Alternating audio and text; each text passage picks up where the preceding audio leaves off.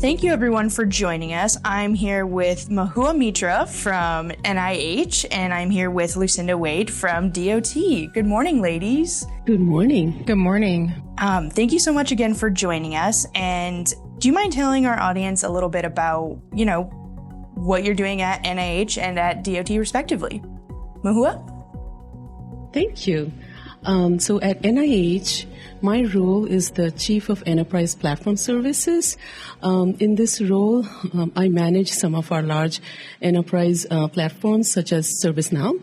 I am also responsible for standing up a new office, service management and strategy office. So as part of that, I oversee the strategy of service delivery for all of our service areas. We have about 10 different services that we provide from our IT shop to the rest of NIH, supporting all of our great research. Wow. And there's a lot of research happening all the time. I love getting the news updates. Lucinda, how about you? Yes, absolutely. So again, it's great to be with both of you. I am the Associate Chief Information Officer for Resource Management and the Chief Financial Officer in the CIO's office over at DOT. So as you can imagine, it's all the, I like to say, administrative back-end things that kind of keep the organization running, all the budget and contracts, workforce, things of that nature that I support for the CIO's office. And I'm assuming lots of emails for both of you, correct? Please tell me it's not just my job that is a lot of emails. It is tons of emails 100%. all the time. Okay, well, we're starting this mini-series because we want to talk about the importance of storytelling, especially for storytelling, to market yourself, to pitch yourself, just to kind of solidify and show who you are within the workplace. And we know that storytelling is very important, especially for women, to kind of foster conversation, facilitate collaboration, and all of the things that we need to have a successful career. So the first question that I have for you ladies today is, what does that word storytelling mean to you in respect to what we're talking about today? Lucinda, do you mind starting us off? Sure. I don't mind at all. I think when I think about storytelling, it's really about learning about others and then sharing more about yourself. And it can span from personal to professional experiences, but it really gives you a window into who the other person is, right? So you just learn a little bit more about other people, and it helps you to connect, right? And I think that's really important about storytelling in general. For sure. And Mahua, do you kind of see a similar definition, or do you have something completely different in mind? Words have so many different meanings, and we each take them personally. So what does storytelling, especially in the workplace, mean to you? I will add to what Lucinda just said. Using storytelling has been a powerful tool in my journey.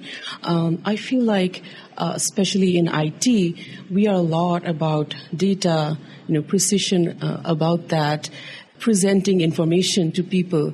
But how do you emotionally connect with your audience? That is the piece that in tech we often miss. And we want to make sure that emotional quotient is included in all of the communications that we have with whatever audience we are speaking to. So I have learned through my journey that not only present the data and be precise about it and be accurate about it, but also include that emotional piece in the form of storytelling. That has gone a long way for my journey. Of course. And we all have had, I would say, fairly long journeys in our career, whether you are entry level or you're at the senior position. So when did you start to kind of look at the elements of storytelling and realize that, this is something I can use to connect, maybe with my teammates, with the team that I'm leading? Mahua, do you mind walking me through what that journey for you looked like? Sure. So I will start with, my career started as a technical person. I used to do development, testing, business analysis, and I rose up through the ladder to be a leader. And in those early on roles, it was all about providing the data to make sure that I'm being correct, I'm being precise, giving to my leadership what I need. And sometimes I would feel like there wasn't much success. It depended on how my leadership presented that data, with or without emotions, with or without storytelling. In personal life, I am always a storyteller, whether it's about negotiating my salary or presenting my skills, I would do it for my personal self. But as I rose up the ladder, I figured that those exact skills needed to be brought to the workplace as well. Because at workplace, all we are doing is dealing with people. Professionals are people just like at home, just like in your neighborhood, just like your relatives and friends. Professionals at workplace are just the same people wearing a different hat. So what resonates with them is also storytelling, take them through a journey from start to finish, tell them where they are at right now and use your storytelling to emphasize, your case, whatever you're trying to present, whether it's a business case, whether it's a new idea, whether it's a journey you are about to take them on, use your storytelling capabilities to take them through that journey.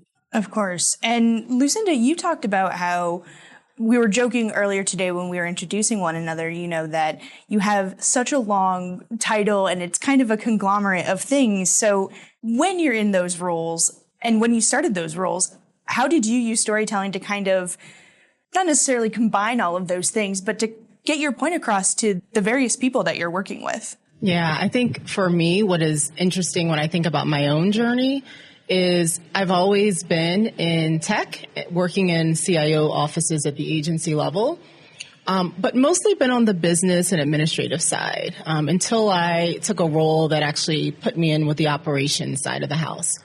But I've had to be, understanding a lot about the business and administrative side and then learning more about the technical side.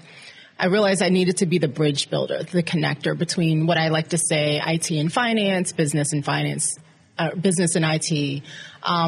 And so what's been really helpful and interesting for me is being that connection point, because a lot of the folks that I've had to engage with have been outside of the IT side, right? And so being that connection point to explain things in a way that really resonates for them has needed to be very meaningful, because if you're not in the tech space, you don't know, what is a server or what is cloud or how am I using these applications? And especially in the finance side of the house and in a lot of things that we have to report up at the agency level and out of the department, no matter where I've worked, being able to really explain where we are and how we're successful, and making sure we're conveying that from a data perspective, as well as just being able to articulate that story in a way that really resonates. What's the need for our organization? What are the things we're trying to solve? And so I've really tried to lean into that and help those I work with understand that art of storytelling. But it's an interesting space to be in, but it's a good space to be in. Yeah, and I like that. As we get further into this podcast, we're going to be talking about a lot of things that you just said, being that connector, building that bridge, whether it's with other departments, whether it's within your department. And we've talked a lot about where you have used storytelling in different examples, whether it's with your family and friends, whether it is with, again, coworkers, whether it's with other leaders within your organization. So where do you two think, because I would like to give our audience a little bit of practical advice on where can storytelling be used and where should you use it? What settings or scenarios can you think of that our audience may need to storytell, to tell their own story, to tell the story of their company, to tell the story, of maybe their team even? So I would suggest we start storytelling in our day-to-day life activities, right?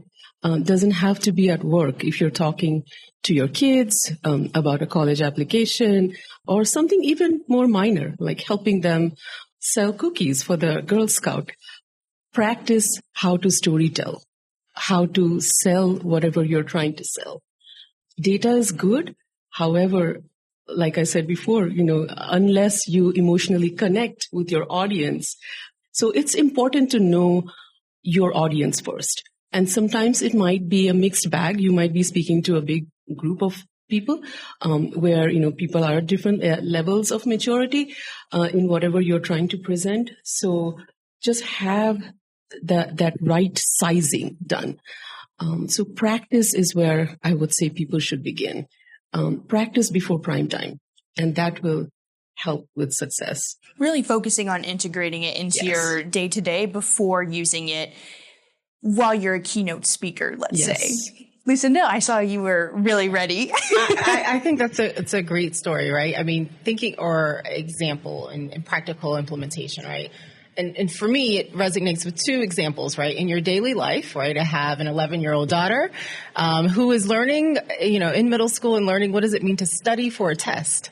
And so I've had to share with her my own techniques I've used when I was in grade school around how to study for a test and how those things have helped me. And helping her to find her own study habits that work, right? So practical implementation of telling my own story to my 11-year-old and hoping something from that resonates, and hopefully today she will do well on her test. But then in professional experience, again, practicality, explaining to people what it means to consume resources in a cloud environment and talking about my own, multiple devices and why my child's iPad is out of storage because they have too many videos and pictures, and what that means if I'm, need to pay for more storage by that service provider, right? And so being able to use that to help my customers, right, my colleagues from different organizations I've worked in understand what that really means, and being able to explain that. So I think it is Mahua is exactly right. Thank you for, saying you have to start in your daily life around that, because you can do it at home. You can do it with your family members, with your friends, and definitely with your coworkers, and thinking about what are those practical things that makes it easy for people to understand what we're talking about. Of course. What was her test in today, if you don't mind me asking? Her test is in science today. So we were talking about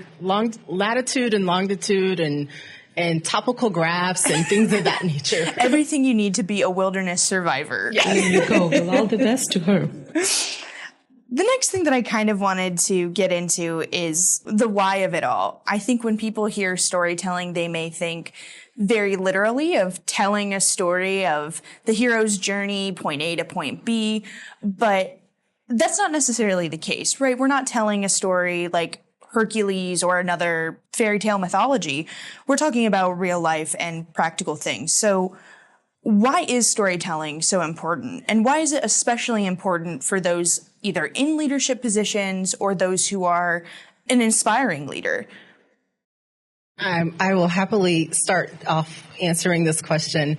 I think it is important for people to tell their story, whether you're in leadership positions or not. Again, it kind of goes back to you want to connect with people.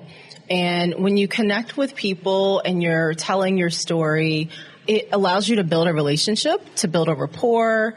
People gain additional confidence in if you're telling me something in the workplace and we're working through something, then they have a connection point, right? They may have went through that same journey and they can share their own experience. Or you may be journeying through something together that's really hard in the workplace or outside of work. And by sharing that experience, you can work through that together, right? But we can't be afraid to share our stories with people. Of course. And that is something we're also going to get into in episode 2. And Mahua, what do you think about storytelling and leadership, and why is it so important for you, and especially in your agency? Right. So, great question. And I will say that in my agency right now, there is a lot of transformational efforts that are ongoing. And one of the things you have to do to be able to transform your landscape is to be able to storytell. You have to explain what the pain points are today. And we have audience who are at different levels of maturity in IT. We are a research institution, and our budget comes from leaders that are at different maturity levels within IT. So we really have to make our case with very strong business cases to be able to lead this transformation journey, right? So we have to explain what exactly is my idea going to benefit the researchers. And unless you decompose your story to a level that's consumable, right, there is very little chance of success, especially in tight budget years, right? So one thing we have learned is to explain your burning platform, to really make it meaningful to an audience down to people who are not tech savvy, not IT savvy. However, they have great common sense and are extremely smart and will listen to your story and believe in it. So one advice I have for our audience is to first believe in your story. First understand your story very well, because it might come to you from your team. It might come to, so deep dive into the details and really start to believe in it before you try to sell that to anyone else. Once you are there, really try to connect to your audience and make it a meaningful story that resonates with them. And in general, I see a lot of success when you're connecting with people, adding that emotional quotient to it, right? And then taking them through a journey. Let them visualize your story.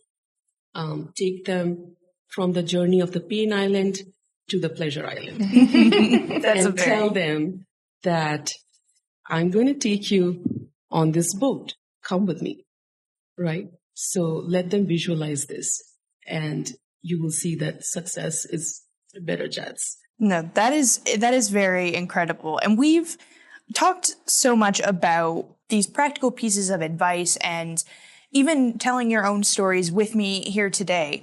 But let's say there's someone listening to us right now and they're very excited to get started. They're on their lunch break and they're going to go into their next meeting or their next networking event this afternoon, and they really want to make an impact. What is one small thing that they could do at this event today to get started on their storytelling journey? I know we've talked some of the broader stuff, but what is one thing you'd recommend? Lucinda? This is near and dear to me because it took me a while to really tell my story. One would be to have your elevator pitch, right? So if you meet a leader or you're talking to someone, what is that one thing you can say if you're on an elevator, within that 30 seconds? And be specific about what that is. The other I would say is practice, whether you practice in the mirror, whether you record, whether you ask somebody to listen to you and give you feedback, whether you get a coach.